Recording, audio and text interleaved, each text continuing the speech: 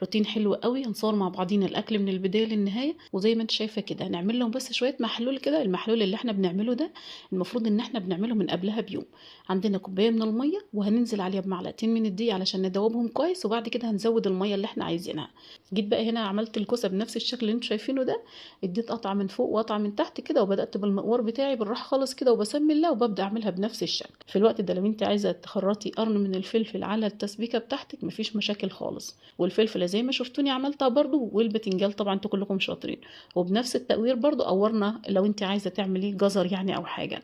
والبطاطس برضو بتتعمل بنفس الشكل، بتتقشر بس بتكون البطاطسيه الصغنونه، وبتبداي تقشريها بنفس الشكل وتقوريها برضو بنفس الشكل. جيت هنا بقى جبت الرز بتاعي اللي هو الكميه اللي هتكفيني، تمام.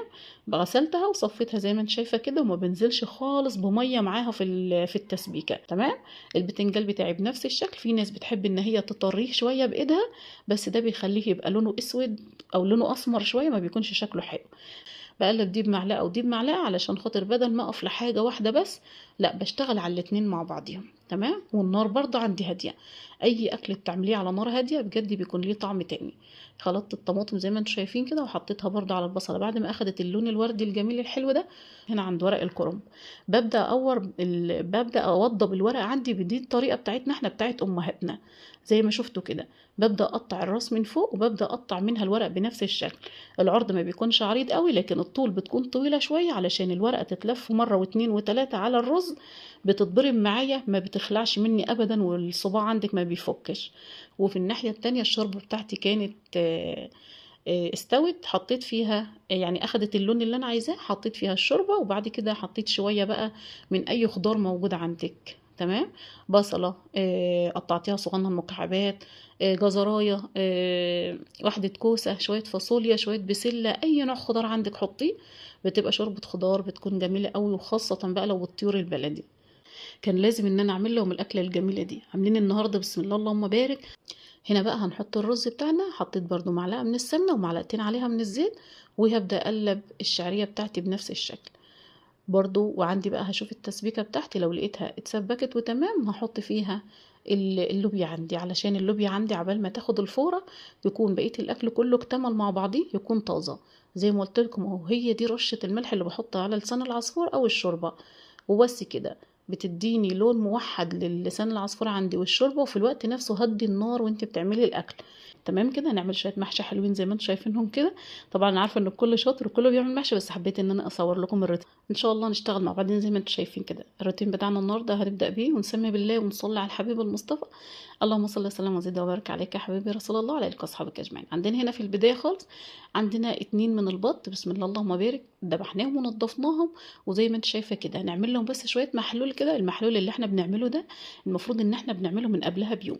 عندنا كوبايه من الميه وهننزل عليها بمعلقتين من الدقيق علشان ندوبهم كويس، وبعد كده هنزود الميه اللي احنا عايزينها، تمام. هحط معلقتين من السكر ومعلقتين من الملح، واحط كمان شويه من الخل. واي بهارات انت عايزه تحطيها حطيها. انا ما بحبش احط بهارات كتيره هنا لان الميه دي بتتكب، تمام. اهم حاجه السكر والملح والدقيق والخل، تمام. بس كده. وبغسل بيهم البط بتاعي او الفراخ او الحاجه دي كويس. وعندي بقى ليمونه او برتقانه اللي عندك متوفر عندك استخدمي. دي بقى بتديني طعم جميل، بتحوش زفاره، بتخلي النسائر بتاعه البط البلدي عندك بتكون غير الفراخ اللي انت بتشتريها من بره، اللي انت انياه في البيت ومربيه في البيت. بجد بيكون طعمه بجد بجد بلدي. هقطع بقى كله بالسكينه زي ما انت شايفه كده. هعمل فتحات بس كده بحيث ان الميه ام ملح تخش جوه، بتخلي النساير بتاعتي بتبقى مهريه ومستويه حلوه قوي قوي قوي. ما بتشدش معايا وقت الاكل، بتبقى طعمها جميل قوي. وده محلول جميل بنعمله كده. ونحط معلقتين كمان من الخل، وبندوبه كله كويس قوي كده، وبنغمره في الميه. وفي ناس بتسيبه كده ليله كامله في التلاجة، وفي ناس بتعمله قبلها بساعتين حسب ما انت وقتك وحسب ظروفك اللي انت اتحطيتي فيها، تمام. انا هعمل لهم كده من بالليل، وبكره الصبح ان شاء الله هنصبح نعمل مع بعضينا، لان هم كانوا اتصلوا عليا. قلت خلاص لان البط البلدي بياخد وقت شويه في التنظيف والريش بتاعه والكلام ده كله. هغطيه بنفس الشكل كده، وهنيجي بكره الصبح مع بعضينا من البدايه. عندي هنا بقى كرنبتين. الكرنب ده احنا زارعينه في الغيط ما شاء الله اللهم بارك. الغيطان بتلم حاجات كتير، يعني انت بتزرعي فيها حاجات كتير. بتزرعي فيها خضروات او حاجه زي الكرنب مثلا القرنبيط. كل الحاجات دي كده عندك، مثلا شجره ليمون، عندك كل الحاجات دي كده في الغيط بت بتسهل لك الامور، وفي الوقت نفسه بتلاقي الحاجه موجوده عندك. يعني بتروحي ممكن تجيبي ما شاء الله اللهم بارك حاجتك كلها ومنتج كلها من الغيط وتيجي، بس طبعا ده كله بيجي بعد شقه وتعب. انا في الوقت ده كده حاطه الميه على البوتاجاز، ومعايا هنا الكرنبه زي ما انتم شايفينها كده. بحب ان انا طالما بيكون طازه بحس ان ورقه بيتقطع مني لما انا بدوس عليها في الميه اللي مغليه، انما بحب ان انا طول ما هي طازه ببدا افكفكها زي ما انتم شايفين كده. ولو هي هتكون كبيره على الحله بفكفكها بنفس الشكل. مش كبيره هو تدخل في الحله اللي انا حطاها فيها مفيش مشاكل خالص. تمام. عندي بس ورقتين زي ما شفتهم كده من عليها من بره، وببدا ان انا اسلق سواء في الورق اللي انا فكفكته او في القلب اللي هو موجود معايا، واحطه علشان تكون الحله واخداها. بتكون كويسه الحله، مش حاطه فيها غير ملح بس، والميه بتغلي وبنزل بالورق زي ما انتم شايفين كده، مش بخليه يعوق خالص. وده لو كرنب بلدي. كرنب من ان هو النوع التاني البط بياخد معايا شويه في السليق. تمام. سلقت الكميه كلها ما شاء الله اللهم بارك بنفس الشكل. الورق الاخضر ده انا بحبه جدا وبيكون طعمه جميل قوي. اخدت الكرنب بتاعي وركنته على جنب، وجبت البط اللي انا مخمراه قبلها بيوم من بالليل. شايفين لو فيها نسبه من الزفاره بتنزل، لو فيها نسبه من الدم بينزل، لو في اي حاجه مش مرغوب فيها بتنزل. غسلتهم كويس، ولو انت عايزه تكتفيهم كتفيهم، عايزه تخليهم زي ما هم مفيش مشاكل خالص. وبنفس الشكل اللي انت شايفاه ده كده حطيتهم في ميه بتغلي على البوتاجاز. الميه لازم تكون سخنه جامد قبل ما تحط البط فيها ولا اللحمه، علشان ما تعملكيش الميه بتاعتك تكون لونها احمر من الدم، والبط عندك او اللحمه ترخي حاجه حمرا كده في المرقه، ما بتبقاش لطيفه يعني في الشكل. حطي بقى جزره، طماطمايه، بصله، اي حاجه انت عايزه تحطيها بقى في الوقت ده حطي.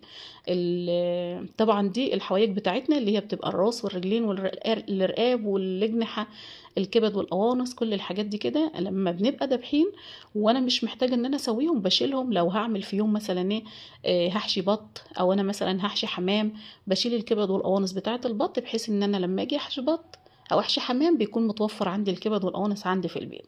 انا بحب اعملهم كده، والولاد عندي لما بيكون مثلا لسه باقي وقت على الاكل بطلع لهم شويه الحوايج دول في شويه مرقه كده ياكلوهم بالف صحه وهنا لغايه ما بقيه الاكل يجهز. عملته بنفس الشكل كده، وحطيت حبه من مرقه الدجاج او لا اللي يريحك، وحطيت كمان ورقتين من اللوري، وحطيت ربع معلقه من الفلفل الاسمر عشان ريحه الزفاره. تمام كده.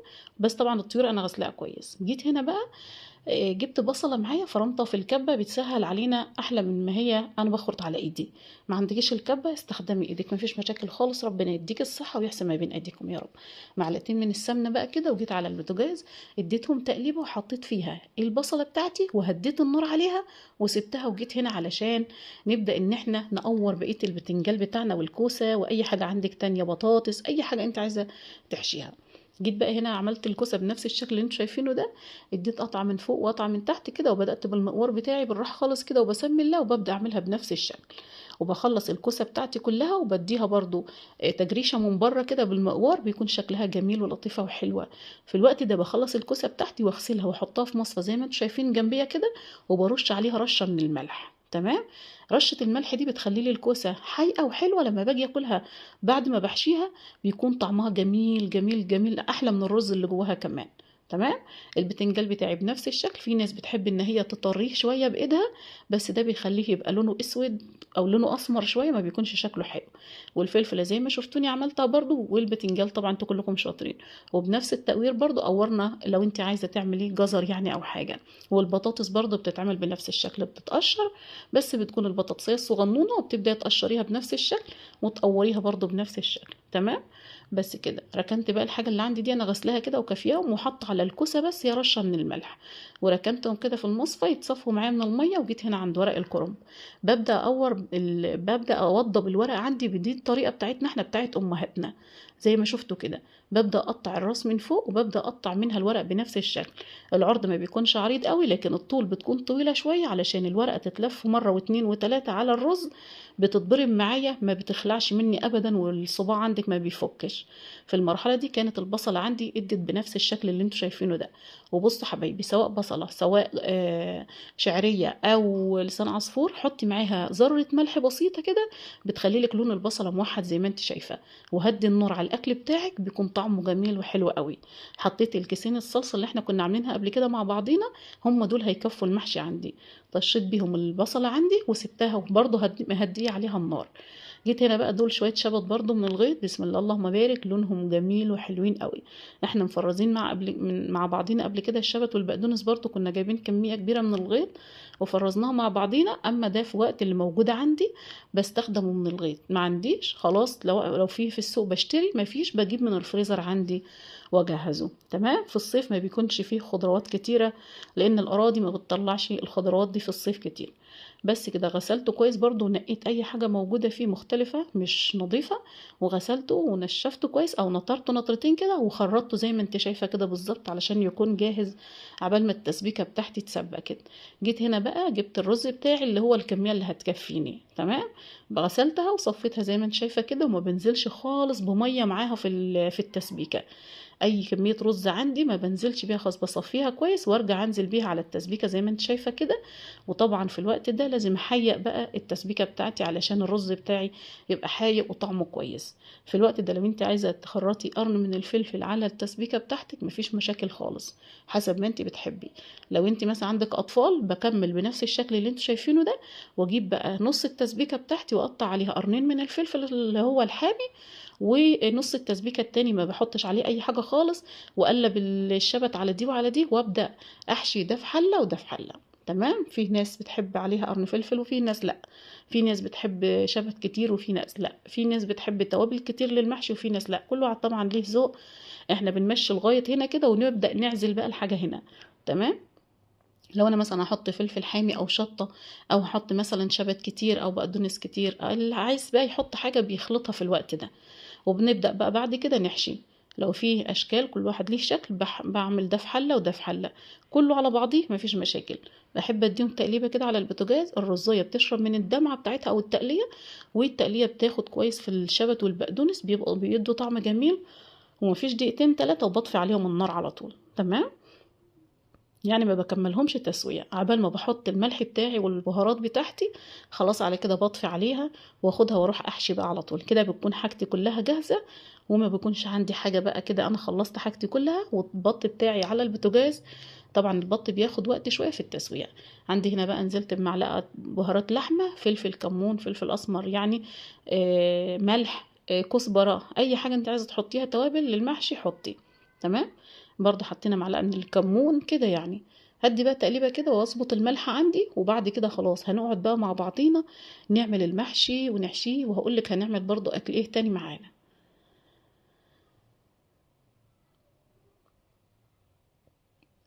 تعالي هنا بقى كده هنشوف هنعمل ايه هنا في الخلطة بتاعتنا. تمام. دي الخلطة بتاعتي بعد ما سبتها حوالي 3 دقايق على النار، اخدت من الشبت وشربت التسبيكة بتاعتها، وفي الوقت نفسه الرزاية مش مستوية. تمام. بحيث ان انا الرزاية اكلت او شربت كويس من التسبيكة عندي، فبتلاقي ليها طعم جميل قوي قوي قوي قوي في المحشي. تمام. هنا بقى جيت اطل برضو على الطيور بتاعتي هنا، لان بحب ان انا اقلبها اشوفها نقصت شوربه ولا لا. لو لقيتها خلاص قربت على سوا بحب املحها. لو لقيت عليها وشها سمنه كتيره كده او دسم كتيره من الطيور بتاعتنا، ببدا اشيل ده كله. في ناس بتشيله وتغليه على النار لغايه ما بيتحول لسمنه بلدي، يعني الميه اللي فيه كلها بتتبخر وتفضل السمنه بس بتطبخي بيها، بتبقى احلى اكل واحلى حاجه ليها. تمام. هطفي بقى عليها. لو هي استوت لسه بحط ملح بس واسيبها، المهم ان انا بحيقها قبل ما اطفي عليها. عندي هنا بقى حلتين، حلة هعمل فيها البتنجال والفلفل والكوسة، والحلة التانية هعمل فيها الكرنب العادي. تمام. بس كده ببدأ احشي كده، هحشي كل واحد يعني في كل حاجة واحدة بس معاكم، وبعد كده هحشي انا الباقي مع نفسي. البتنجال ما بملهوش قوي، بخلي فيه عقلة من الصباع كده زي ما انتم شايفين فاضية، بحيث ان الرز يكمل معايا لغاية الاخر لفوق، وفي الوقت نفسه ما ينطرش معايا رز في الحلة ويبقى شكله مش حلو. هوريه لكم برضو بعد ما يستوي. ما شاء الله اللهم بارك، هنعمل عظمة مع بعضينا النهاردة. الكوسة نفس الشكل، لما الكوسة برش عليها رشة من الملح وهي في المصفى كده بعد ما بتتغسل، بتحس انها طرية في ايدك وجميلة قوي وبتتحشي معاكي بكل سهولة. برضو بخلي حوالي عقلة من الصباع كده فيها من فوق، علشان خاطر عبال ما تستوي والرزية بتاعتي تكمل سوا، برضو ما بتنطرش فيها من فوق. والحقيقة الرز عندك يكون مظبوط وكويس علشان المحشي عندك يكون جميل. علشان تعملي محشي ما هواش مهري من جوه، او الرز دايب قوي من جوه ومش حلو ومعجن، هتحيقي الرز بتاعك كويس وتحيقي التقليه بتاعتك كويس. بنفس الشكل كده وهنكمل. والفلفل برضو بخلي فيه نص عقلة صباع كده من فوق علشان يكمل تسوية براحته. الكرنب بنفس الطريقة. في ناس بتحب تحشي الاخضر تحت والابيض فوق، كل واحد طبعا ليه شكل في المحشي بتاعه، وكل واحدة طبعا بتعجبها حاجتها. ربنا يحسن ما بين ايديكم وتعيشوا وتعملوا احلى حاجة. الصباع عندي مقنر وجميل وحلو قوي، في الوقت نفسه الورقة طويلة بلف بيها الصباع براحتي، بحيث ان الورق عندي ما يتفكش مني بعد فترة اول ما تغلي الحلة او الكلام ده كله. هكمل بقى معاكم بنفس الشكل كده، وتعالي نشوف الكميات بتاعتنا اللي احنا عملناها. بسم الله اللهم بارك. دي الحلة المشكلة اللي هي فيها الكوسة والفلفل والبتنجان بنفس الشكل كده. تمام. وحط عليها القرن الحراق اللي فوق ده، بيبقى طعمه جميل قوي، بيدي للمحشي عندنا حاجه حلوه قوي، ريحه طعم جميل قوي. هنا برضو بنفس الشكل جبت القرنين الفلفل دول مع المحشي عشان يدوهم طعم وريحه. تمام. بس كده المحشي بياخد بقى منهم كده طعم وريحه، بيكون طعمه جميل قوي وريحته جميله جايبه من اخر الشارع. هحط بقى على الوش ورقتين زي كده علشان خاطر ما ينطرش معايا رز ويبقى شكله مش حلو في الحله. ولما اجي اغرف بعين بقى الورقتين دول وابدا ان انا اغرف. دول بيمسكوا بس كده المحشي عندي من فوق، وفي الوقت نفسه بيخلوا الحله شكلها جميل والمحشي ما بيفتولش معايا من فوق. بس كده. هحط بقى، تعالوا بقى نشوف الطيور بتاعتنا اخبارها ايه وهنطفي عليها ولا لسه. وبحب ان انا زي ما قلت لكم باخد كل الدسم اللي على الوش ده علشان يبقى الاكل خفيف عندي، ما يكونش دسم بزياده او تقيل بزياده على معده حد. تمام. بس كده ببدا اشط كل اللي على الوش ده. في مرات بخليه اعمل بيه مثلا لو احنا هنعمل كشك بتقليه او هنعمل اي حاجه دسمه احنا عايزين نعملها. تمام. مش محتاجه في حاجه زي كده باخده واحطه على النار تتبخر فيه الميه، لو موجود معايا ميه في المغرفه من المرقه من تحت. وبعد كده ببدا اطبخ بيه اي طبيخ بيبقى اكله جميل قوي. حيقت كده الشوربه عندي وهطفي عليها وخلاص على كده. تعالوا بقى هنا نعمل اللوبيا بتاعتنا. هنحط عليها ميه، انا نقيتها وغسلتها واحط عليها الميه دي حوالي ساعه كده ولا حاجه تخمر. وبعد كده هحطها تاخد فوره واحده بس على البوتاجاز، واحط معاها نص معلقه من الملح. تمام. بس كده. يعني تاخد فوره بس بعد ما تخمر معايا ساعه ولا اتنين بتتسلق معاكي على طول. اما لو هي الفاصوليا بحب ان انا ابلها من قبلها بيوم، وفي مرات لما بلقاها كويسه ما بسلقهاش، في مرات بلقاها لسه مش قوي يعني عايزه تستوي شويه. هي دي خلاص على كده تاخد الفوره دي وتطفي معايا على طول، لان خمرتها ساعتين او بليتها ساعتين. تمام. بس كده هشيلها بقى من على النار كده على طول وخلاص. جينا بقى هنا حطينا المحشي بتاعنا. حطيت مكعب مرق الدجاج، قسمت نصه هنا ونصه هنا، وهي ما شاء الله اللهم بارك المرقه بتاعه البط مش محتاجه خالص مرق الدجاج ولا حاجه.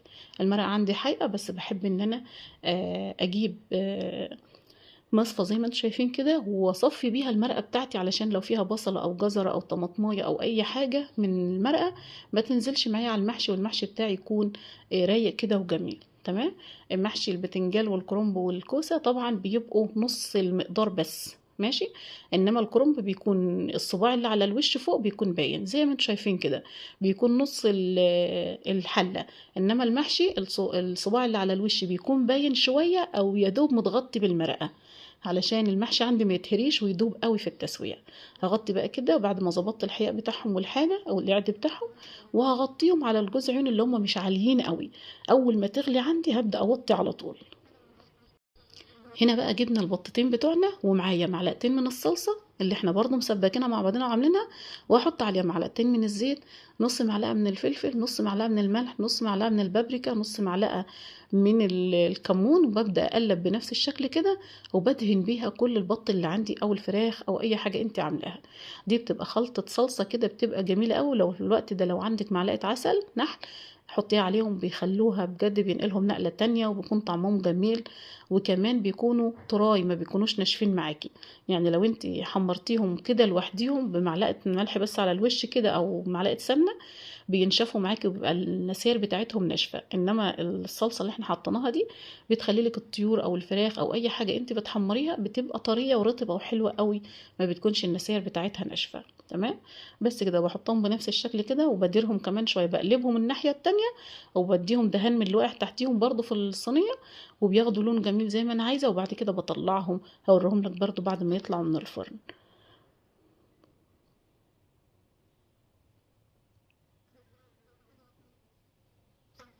بس كده لما بيتحطوا في الفرن بقى بينزلوا اي دسم زياده فيهم بينزل، فبتكون لحمتهم طازه بقى كده وبتكون جميل قوي وطعمها حلو قوي. تعالوا بقى كده هاخدهم احطهم في الفرن، وتعالوا هنروح على البوتاجاز تاني نعمل بقى بقية الاكل بتاعنا. عندي هنا بقى حلتين، حله حاطه فيها معلقه سمنه والتانية حاطه فيها معلقه سمنه، ودي هنا حاطه شويه لسان عصفور، والتانية هحط فيها التسبيكه بتاعتنا بتاعت اللوبيا. تمام.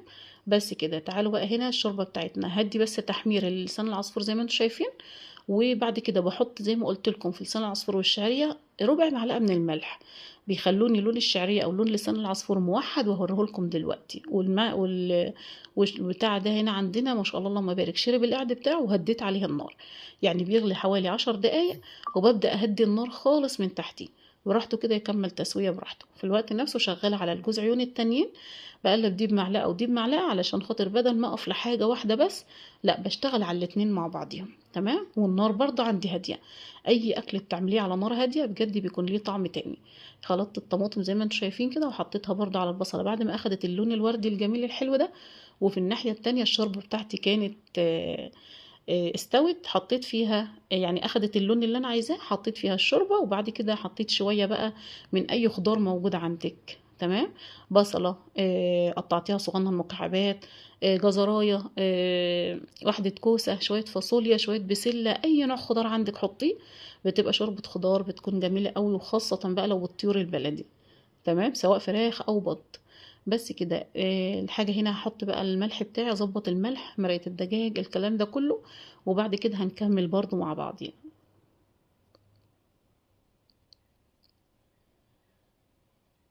الحقيقة بتاعي طبعا الشوربة ما بتاخدش معايا غير من مرقة الدجاج بس، اما التقلية بتاعتي او التسبيكة بتاعتي هي دي اللي بتاخد بقى ملح، فلفل اسمر، كمون، كزبرة، اي حاجة انت عايزة تحطيها بقى طبعا علشان الطبيخ اللي يتحط فيها. بس كده هغطي الحلل عندي، وهنيجي نكمل برضو بعد التسبيكة بتاعتنا ما تتسبك، هنحط فيها طبعا اللوبيا بتاعتنا. هنا بقى هنحط الرز بتاعنا، حطيت برضو معلقة من السمنة ومعلقتين عليها من الزيت، وهبدأ اقلب الشعرية بتاعتي بنفس الشكل برضو. وعندي بقى هشوف التسبيكة بتاعتي لو لقيتها اتسبكت وتمام، هحط فيها اللوبيا عندي، علشان اللوبيا عندي عبال ما تاخد الفورة يكون بقية الاكل كله اكتمل مع بعضيه، يكون طازة. زي ما قلت لكم اهو، هي دي رشة الملح اللي بحطها على لسان العصفور او الشوربة، وبس كده بتديني لون موحد للسان العصفور عندي والشوربة. وفي الوقت نفسه هدي النار وانت بتعملي الاكل، النار العالية بتحرق منك الحلل، بتلسع ايدك، بتحرق منك الاكل وبتديله طعم مش حلو. انما النار الهادية لا بتلسع ايدك ولا بتحرق الحلل ولا بتدي طعم مش حلو للاكل، وبالراحة كده بتخليك الاكل لونه كله موحد بنفس الشكل اللي انتوا شايفينه ده. تمام. بس كده الشعرية اخدت عندي اللون اللي عاجبني او اللون اللي انا عايزاه، سواء انت هتخليها حمرا عن كده او بيضة عن كده، يعني فاتحة عن كده. وبرده الرز عندي غسلته وصفيته كويس ونزلت بيه برضو على الشعرية. بنزل بكمية نص الكمية بتاعتي، واقلبها تقليبة حوالي دقيقة كده مع الشعرية. وبنزل برضو معليهم بمعلقة من الملح او ربع معلقة من الملح على حسب كمية الرز اللي انت هتعمليها. هنا كنا عاملين كوباية رز واحدة بس، علشان خاطر احنا عاملين محشي معاه. لما بتبقى عاملة محشي اكل الرز بيكون قليل، وكمان لما مثلا بتكوني عاملة ملوخية ما بنكترش رز قوي، لما بنكون عاملين بامية ما بنكترش برضو رز قوي، فهمتوني؟ فمش معنى ان انا بعمل كيلو رز افضل اعمل طول عمري كيلو رز. بنشوف بقى ظروفنا. هنا المحشي عندنا استوى طفينا عليه، الشوربة عندنا استوت طفينا عليها زي ما شفتوا، كل حاجة استوت وتمام. عندي بس اللي باقي الرز بتاعي شرب التقديع القعد بتاعه، اوطي عليه النار خالص. وعندي التسبيكة بتاعت اللوبيا كانت خلاص اتسبكت تمام وحلوة قوي. هنزل بقى باللوبيا بتاعتي بعد ما غسلتها وصفيتها من المية اللي فيها، هنزل بيها برضو. وهنا الحقيقة عندي مظبوط، هتاخد فورة بس حوالي دقيقتين 3 كده، وخلاص على كده هنبدأ بقى نشوف البط بتاعنا اخباره ايه، ونبدأ نغرف الاكل بتاعنا علشان الشباب طبعا وصلوا بالسلامة. تعالي بقى نشوف البط بتاعنا اخباره ايه، عبال ما اللوبيا بتاعتنا تاخد ايه، غلوة واحدة كده. بس البط عندنا بسم الله اللهم بارك شكله بقى جميل، طري، شارب من الخلطة اللي احنا حطيناها عليه.